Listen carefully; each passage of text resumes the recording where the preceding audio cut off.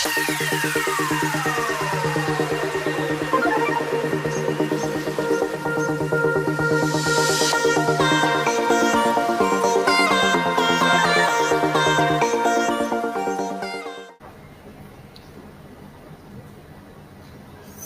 jumpa. Perkenalkan, nama saya Teresia Yovita Denanasari dari Setakat Negeri Pontianak. Dalam presentasi kali ini, saya akan membawakan katekese umat dalam rangka memperkuat iman dari kearifan lokal, perspektif tradisi Bahaum Dayak Kanayan. Saya mengambil lokus di Stasi Santo Ignatius Biong, Keuskupan Agung Pontianak.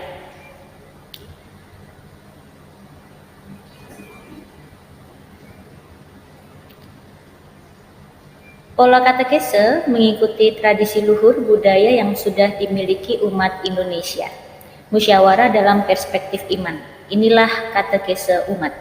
Dengan mengikuti kearifan masyarakat Indonesia dalam bermusyawarah dan bermufakat, katekese umat mengarahkan umat untuk menjadikan kebijaksanaan Injili sebagai pedoman hidup, tidak hanya sebatas berpegang pada keutamaan-keutamaan yang diwariskan leluhur saja. Adapun permasalahan yang akan dibahas dalam penelitian kami adalah yang pertama, apa itu katekese umat dalam perspektif tradisi Bahaum Dayak Kanayan? Yang kedua, bagaimana langkah-langkah tradisi Bahaum Dayak Kanayan? Yang ketiga, bagaimana perspektif masyarakat atau umat Dayak Kanayan memandang katekese umat dalam bentuk Bahaum?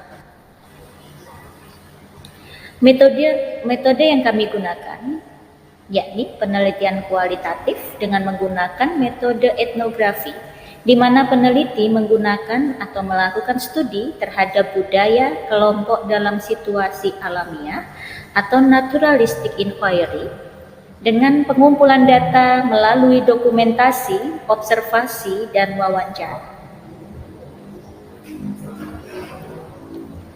Jika kita melihat konstruksi dari bangunan rumah adat yang dimiliki oleh masyarakat Dayak di sebagian besar Kalimantan Barat, ini dinamakan dengan rumah radang atau rumah betang atau rumah panjang.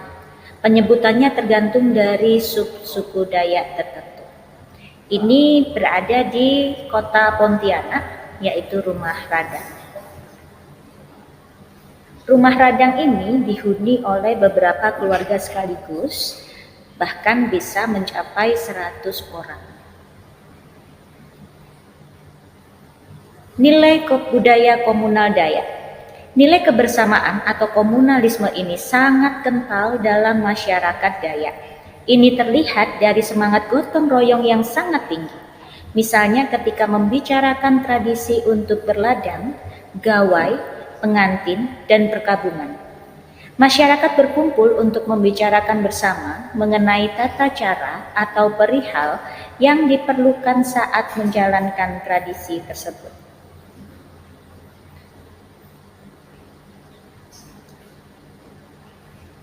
Adapun yang kami bahas dalam penelitian ini, yang pertama, kami melihat dari musyawarah atau yang dinamakan Bahaum, yaitu memiliki satu nilai kebersamaan. Perasaan senasib sepenanggungan ini terlihat ketika salah satu warga atau keluarga akan mengadakan hajatan atau pernikahan, maka seluruh masyarakat ikut andil dalam kegiatan tersebut.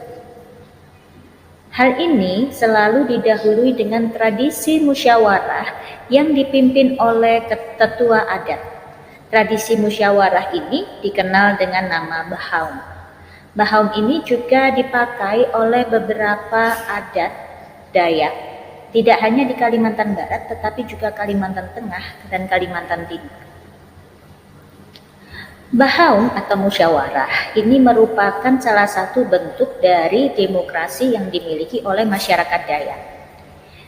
Ini adalah tradisi musyawarah yang diperuntukkan membicarakan hal-hal yang menyangkut kepentingan umum dan sangat mendesak. Oleh karena itu, keberadaan tradisi Bahaun sangat dinantikan oleh masyarakatnya. Penyelesaian perkara karena berladang, penyelesaian masalah tanah atau sengketa tanah, kemudian rencana perkawinan, juga mengenai adat tata laksana berladang. Ini dibicarakan dalam tradisi musyawarah atau Bahaun. Pemimpin musyawarah disebut dengan Tuha Alean atau tetua kampung. Bisa dikatakan bahwa seluruh kegiatan yang dilaksanakan oleh masyarakat adat Dayak Kanayan selalu didahului dengan Bahaun atau musyawarah, mengingat nilai komunalismenya sangat kental sekali. Yang kedua adalah katekese umat. Katekese umat adalah katekese dari umat, untuk umat, dan oleh umat. Katekese umat membimbing umat yang mengarah dan membawa umat sampai terjadinya metanoia atau pertobatan secara personal, sehingga dapat mewujudkan perkembangan iman personal yang menuju pada iman yang diwujudkan secara kontekstual. Maka perlu penyajian katekese kontekstual tidak hanya sesuai dengan perkembangan zaman, namun juga sesuai dengan konteks jemaat setempat, sehingga katekese umat menjadi katekese dari umat, oleh umat, dan untuk umat. Maka dalam hal ini, konteks katekese umat yang dipilih adalah konteks dari masyarakat Dayak Kanayan yang menggunakan tradisi Bahaun.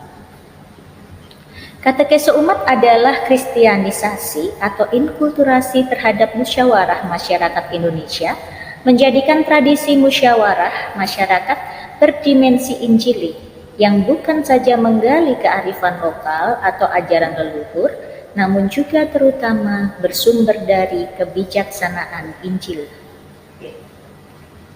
Yang ketiga, katekese umat dalam perspektif Bahaun. Katekese umat adalah musyawarah iman, merupakan representasi dari inkulturasi dari budaya musyawarah bangsa Indonesia, seperti dikutip dari tulisan Intan Sakti tahun 2017. Katekese umat model Bahaun mewujudkan cita-cita luhur adat Dayak sekaligus cita-cita Injil untuk mengakar dalam budaya setempat. Katekese umat model Bahaun merupakan dialog antara social culture, kemasyarakatan dengan nilai Injil. Melalui katekese umat tercapailah inkulturasi iman Dayak. Dalam perspektif gereja, iman mengakar dan menerangi budaya. Dalam perspektif Dayak, adat menyatu dan mempengaruhi tata cara seorang beriman. Disinilah terletak inkulturasi iman yang sesungguhnya. Baik keduanya sama-sama saling mempengaruhi dan saling menerangi. Melaksanakan katekese umat model Bahaun, ada 3 tujuan yang sekaligus akan dicapai, yakni pertama, meningkatkan pengetahuan iman, menguatkan dan pendewasaan iman sesuai dengan tujuan katekese. Yang kedua, memperkuat cita-cita akan adat budaya luhur, kearifan lokal umat. Yang ketiga, pengembangan iman dan jemaat setempat sebagai bagian integral dari karya pastoral.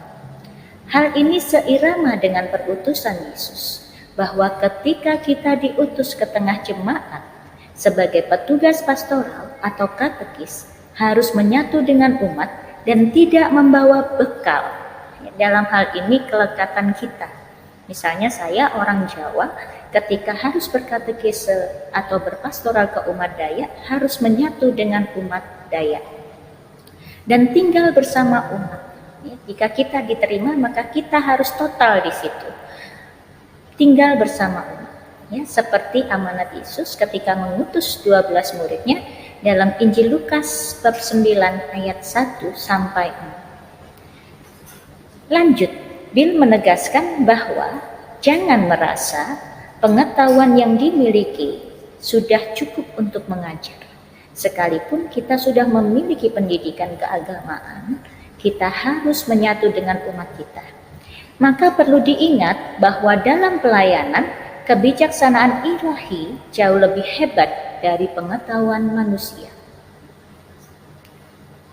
Dalam hal ini, setelah penelitian, kami menyadari bahwa masih ada satu hal kekurangan dari penelitian kami, yaitu kami hanya menggunakan satu lokus, yaitu di Santo Ignatius Biong, Keuskupan Agung Pontianak. Maka belum tentu ini merepresentasikan seluruh adat budaya Kalimantan Barat.